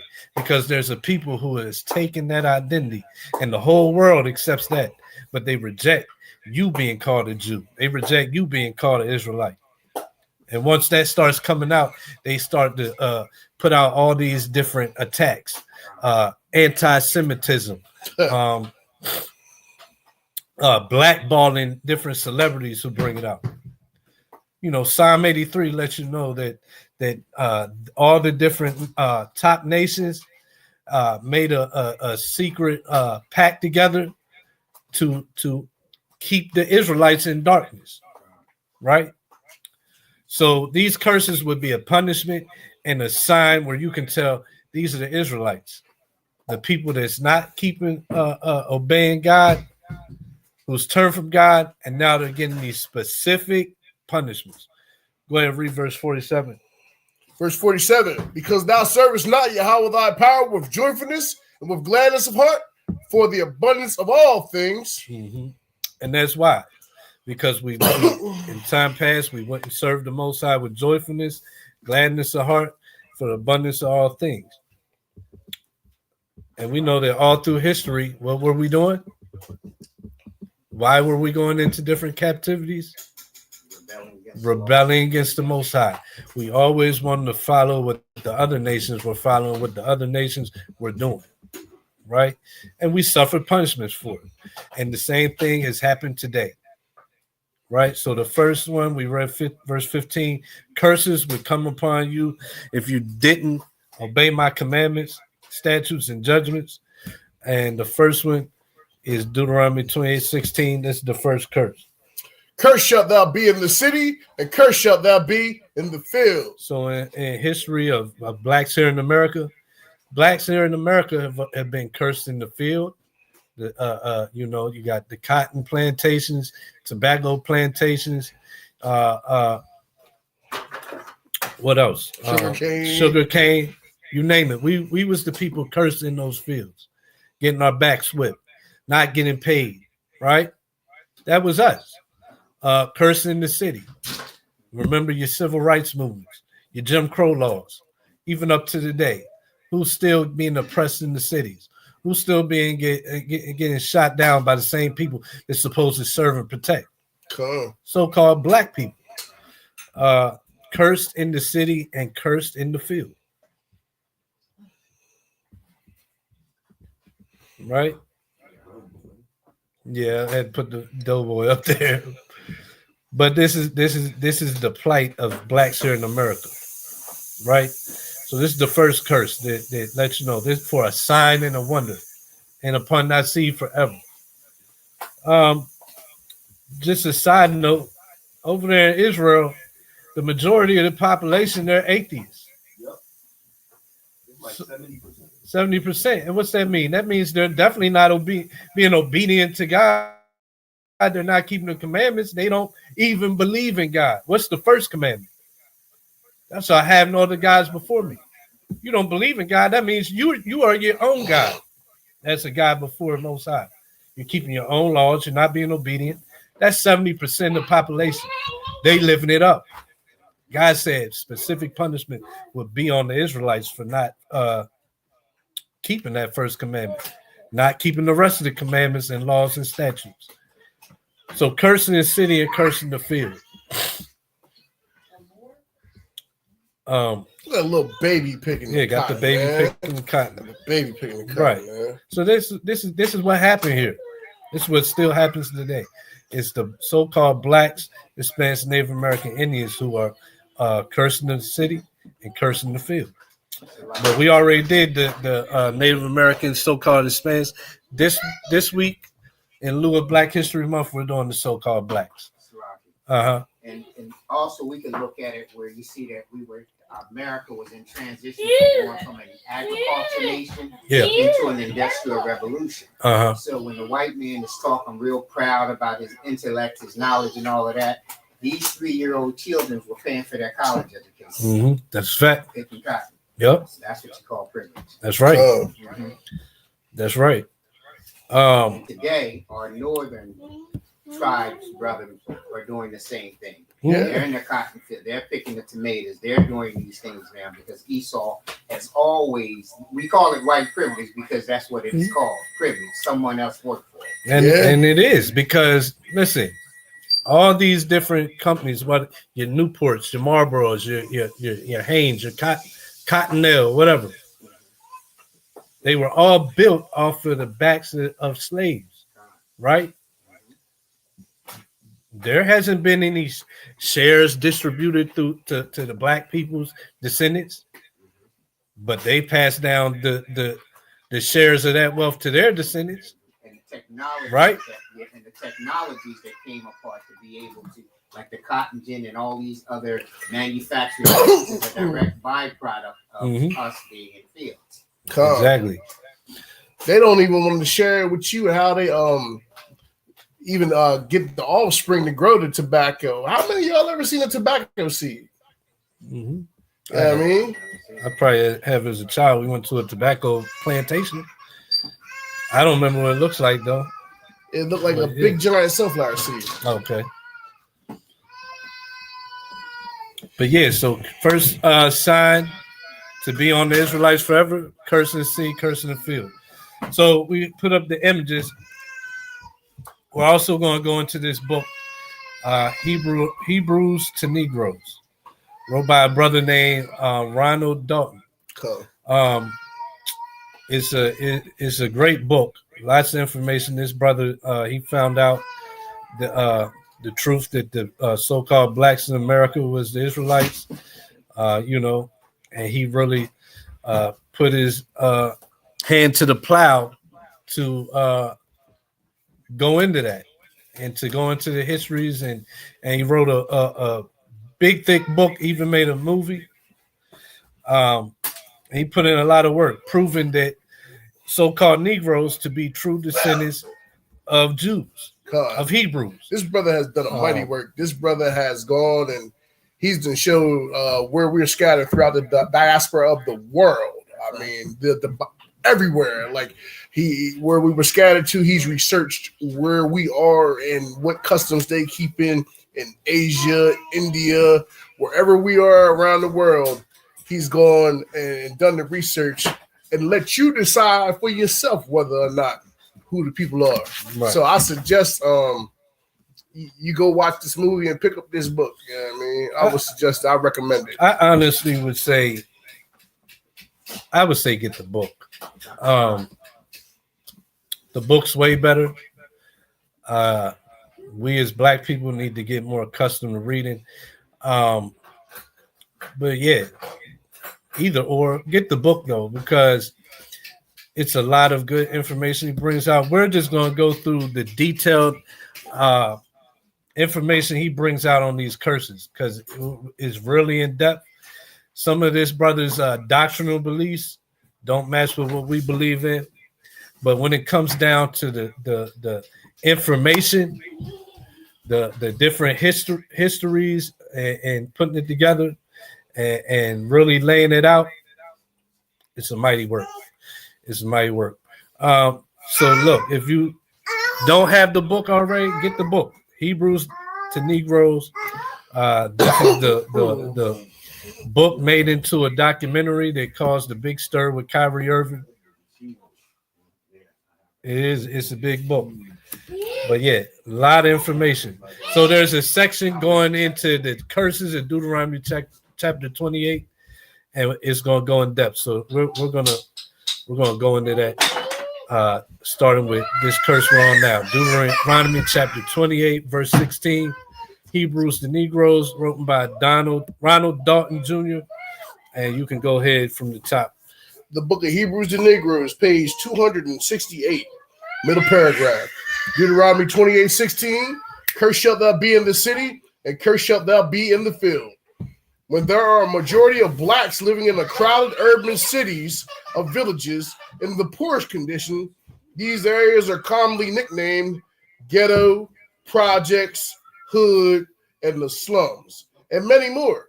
Blacks in the South field country and blacks in the North city all experience racial discrimination. Extreme poverty can be seen in blacks living in the Americas all the way to Jamaica and Haiti. Here in America, blacks are at the bottom of society, economically, politically, socially, and academically. It is the same scenario in New York all the way south to Mississippi. Martin Luther King Jr. even experienced this when he went in 1966 to Chicago to protest housing segregation. Martin Luther King Jr. is quoted, "I have seen many demonstrations in the South, but I have never seen anything so hostile and hateful as I've seen here today. I have to do this, to expose myself to bring this hate into the open." Martin Luther King Jr. in 1966, Marquette Park, Chicago Southwest Side. Mhm. Education is lacking in rural cities areas where blacks reside, and the dropout rate is higher in these schools compared to any other race. Ethiopian Jews, despite living in the Holy Land of Israel, face the same problems African Americans face in America with the poverty, suicide, high school dropout, drugs, eugenics, and racial discrimination.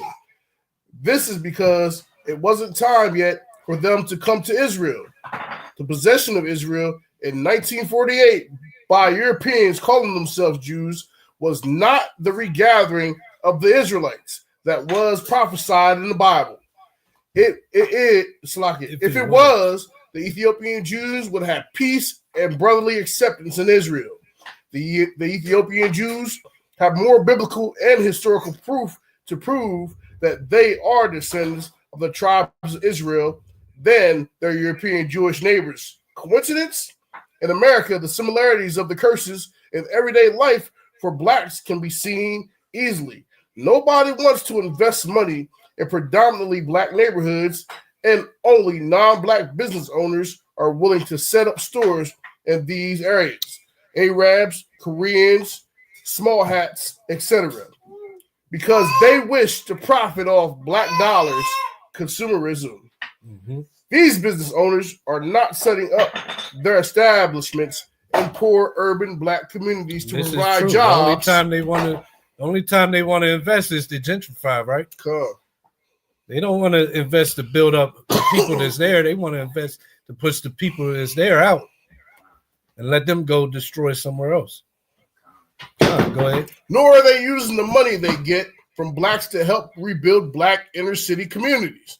Their agenda is to monopolize and make money by taking money from the people of the area, even though we are called all sorts of derogatory names like monkeys, gangbangers, and niggers by other races that do business in the black community. We still go back to these business establishments to give them our money. Never do we teach them to respect us by sticking together and boycotting.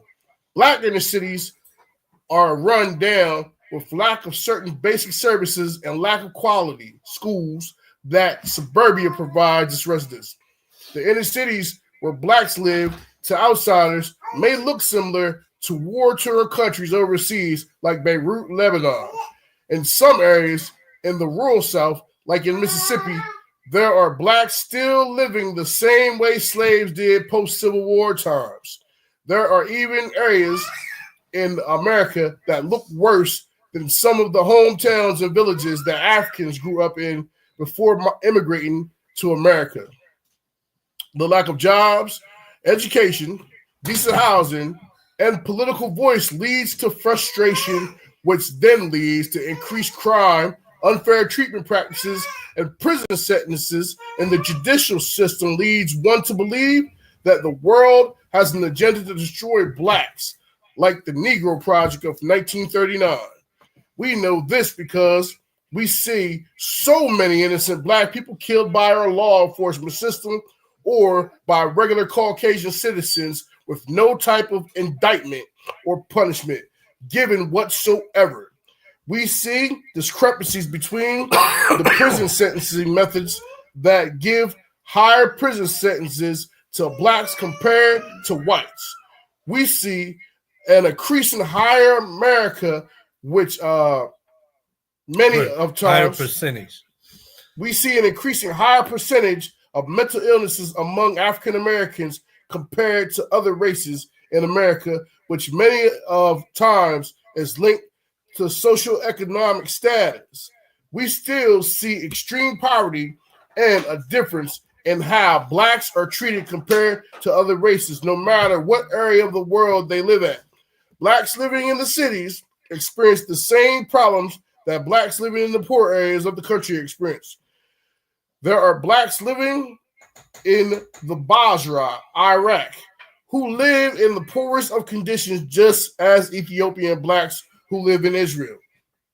To those who are living in these situations, and are angry, looking from the inside out, it is easy to see why someone would feel like they are cursed compared to those which live lives who live in the suburbs. Mm-hmm. Book of Deuteronomy, chapter 28, 17, 18. Cursed shall be thy basket, thy store, in thy store.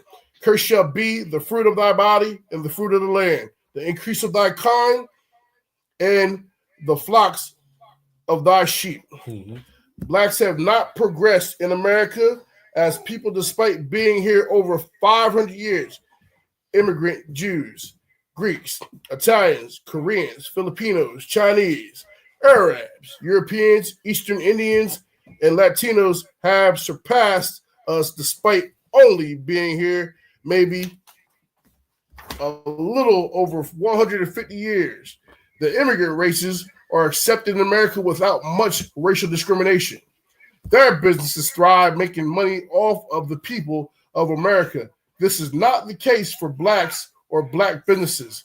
In Guyana, South America, blacks are still poorer than the Indian indentured servants brought there in the 1800s centuries after the African slaves were there.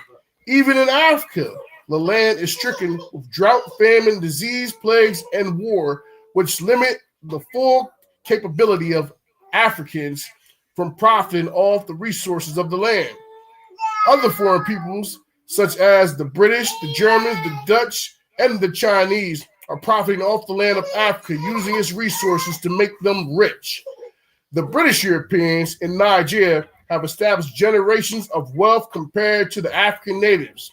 The same can be said about the other European races and their social economic statuses compared to the Africans in countries like Ghana, South Africa, and so on. Many countries make money off the precious metals, oils, and other resources Africa has to offer. The Chinese build companies, industries in Africa, and often do not employ the native Africans living in the land. This ensures the success of the Chinese and their families wherever they may be, while the native people of Africa still live in poverty. It is a known fact that China is China is Africa's biggest trading partner, and that other countries profit off of selling Africa their newest technologies. It is also a known fact that China supplies many of the goods imported into our country and onto the shelves of our local stores. Nevertheless, Africans are then forced to work for corporations owned by other races in their own country, just like the African Americans work for other races in America. Is this coincidence or just bad luck? Despite being in America longer than most other immigrants, including Latinos, African Americans still do not own anything. The black population in America in the 1860s was around 13%. 150 years later, in 2014, it is still the same, around 13%. But Latinos are over 20%.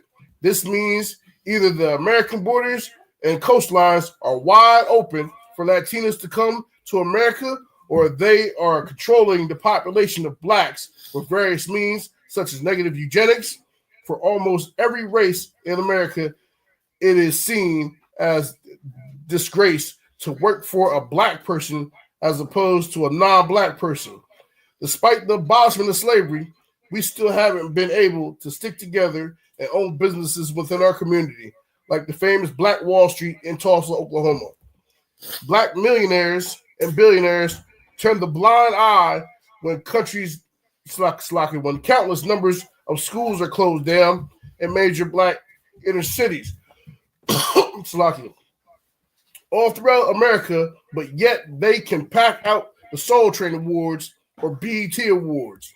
The vision our so-called black rich role models and leaders lack is one of the many problems why blacks as a whole are still behind compared to other races. Deuteronomy 28:19. Cursed shalt thou be when thou comest in, and cursed shalt thou be when thou goest out. We all know the saying, living as a black man in white America, driving while black or guilty until proven innocent, this definitely holds true today because despite all the issues the black family faces at home with high rates of divorce and fatherless homes, blacks still face even greater obstacles soon as we step foot outside the door. Raising your hand up at a routine police stop or arrest can get a black man beat or riddled with 100 bullets compared to other races. In the Michael Brown shooting death, Michael Brown had his hands up, but was still shot repeatedly by Ferguson police. During this incident, the media only showed the negative things blacks were doing, like robbing, looting, and vandalism. They didn't show the peaceful protests and demonstrations on TV. Everything was forced on the negative to portray us to Americans as savages. The negative is brought out somehow, some way in regards to blacks on TV. If we are not the objects of coonery and buffoonery on TV, then we are the objects of negativity. This promotes the forming of black stereotypes to the people of America and the whole world. Even in Africa and other countries, the images that they see of African Americans is that of drugs, gangs, thievery, killing, aggressiveness, robbing, rape, laziness, and irresponsible parents. Blacks are the victim of racial discrimination every day and are more likely the law enforcement's main target to incarcerate or stop during the course of their shift. Black people are always watched and discriminated against at work. Unfair and discriminatory practices at work cause blacks to feel that their job position is insecure and unsafe. Worrying about write-ups and complaints from non-black people on the job can make the black person's job a more stressful place than it needs to be. Other races do not have to worry about these issues. Other races can go to work and go home without problems. The founding fathers of this country originally wanted all blacks jobless, uneducated, and if they could have it their way, they would have every black male incarcerated because once incarcerated, a black man is a legal slave, just as it states in the 13th Amendment, and this country's prisoners make business a lot of money, just as in slavery. And he provides the amendment. So the 13th Amendment says that it says that slavery is illegal unless incarcerated. And you want me to read it? You can go ahead. I was going to expound on you speaking on the 13th Amendment. And, let me read it first. Okay. So the 13th Amendment that the brother Ronald Dalton is bringing out, it reads, neither slavery nor involuntary servitude, except as punishment for a crime, whereof the parties shall have been duly convicted, shall exist within the United States or any place subject to their jurisdiction. That's the 13th Amendment. And they purposely did this to lock men up who had just got out of slavery. Like if you had got out of slavery and you didn't come up north and you was walking down the street, they locked you up for loitering so they could get you for cheap labor. And they actually put forth the war on drugs so they could do this to the so-called black man and lock him up.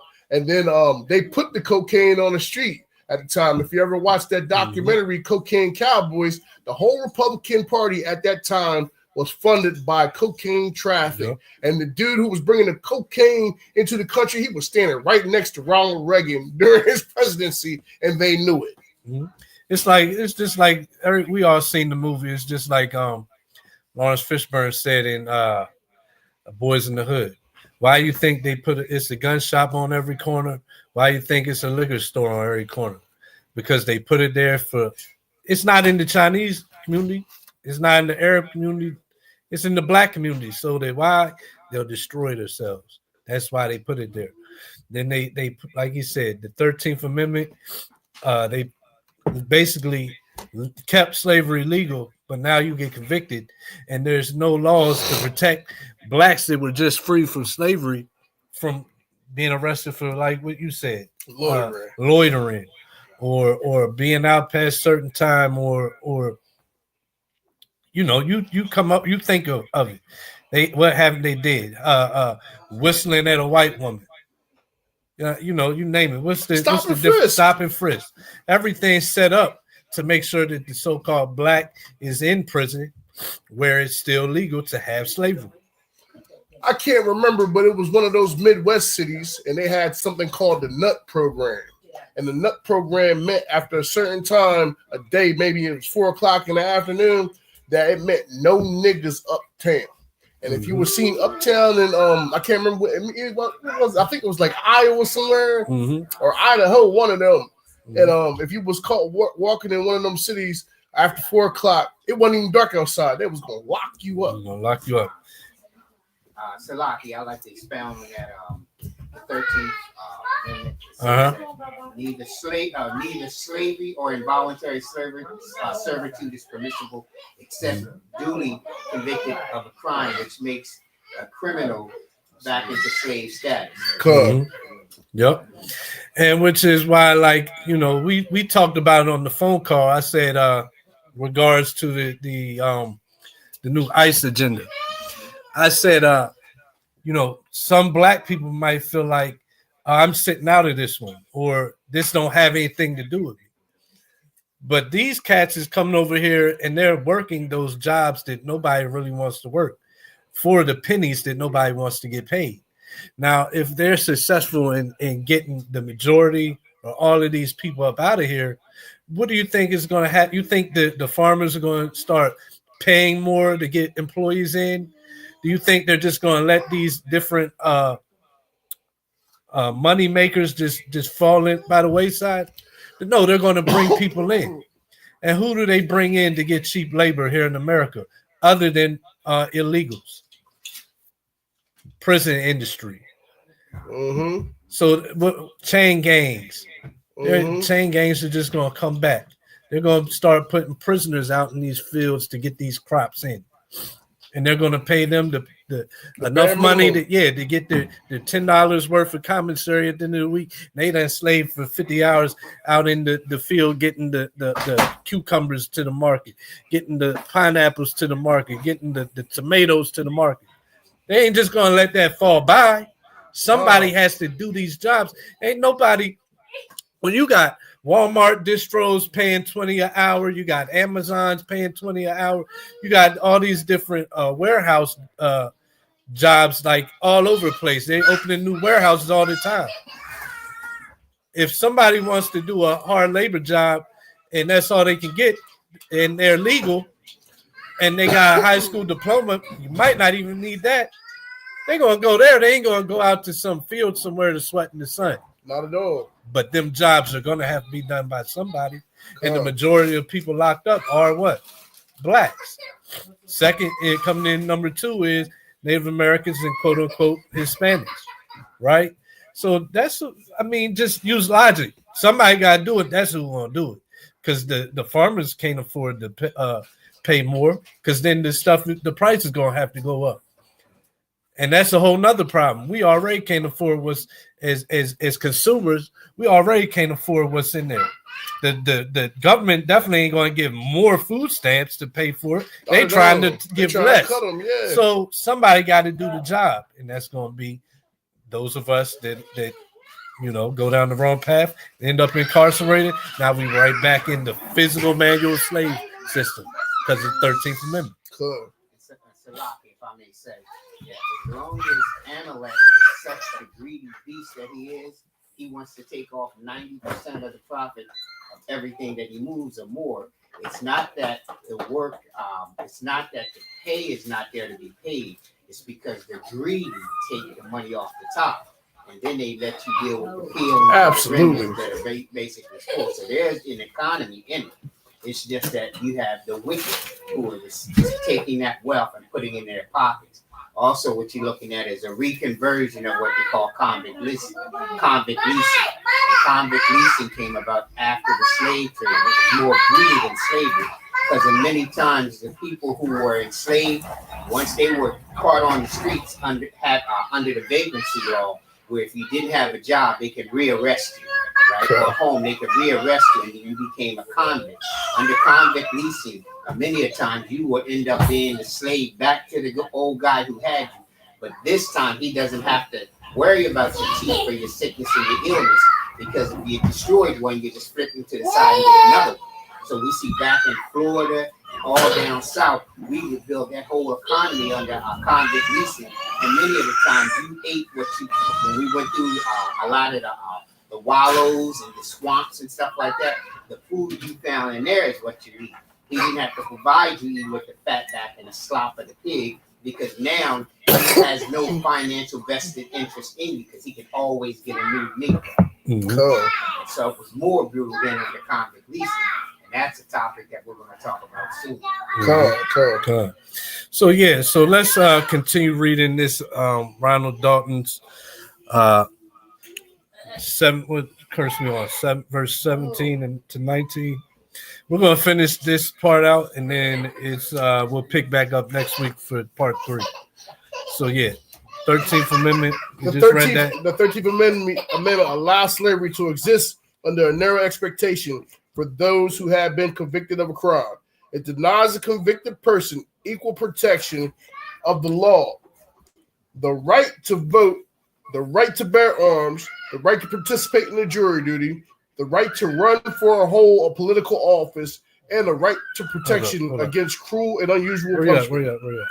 Right here. Oh yeah, finish it up. For some reason I didn't get it. In essence, according to the 13th Amendment, a convicted person, especially a felon, is programmed into a legal system as a slave. Once a black man gets caught up in the judicial system with misdemeanors, felonies, costly tickets, fines, and warrants, it is very hard to recover because of the negative mark it leaves for future employers of educational institutions. No other race deals with this problem more than black people. The book of Deuteronomy, chapter 28. So that finished verse 19, right? Correct. Okay, so yeah, let's stop there. Let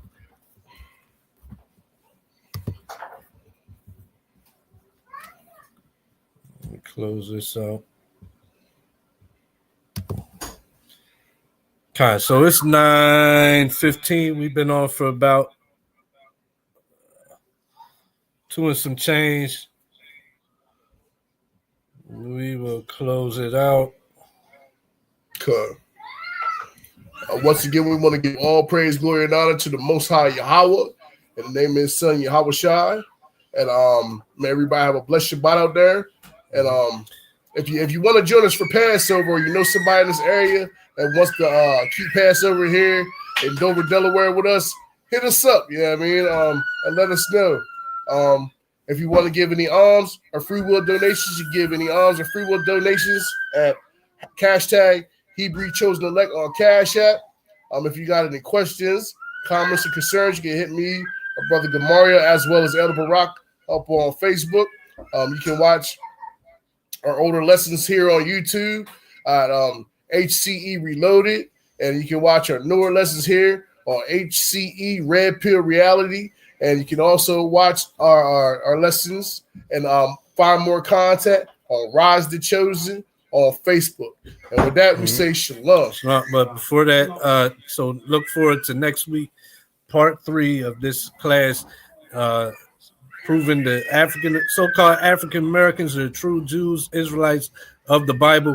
This has been part 2. Look for part 3 coming next Saturday. Same outlet wherever you're watching from, whether it be Facebook or YouTube. So yeah, like the brother said, Shabbat Shalom and Kwame Yashala. Kwame Yashala.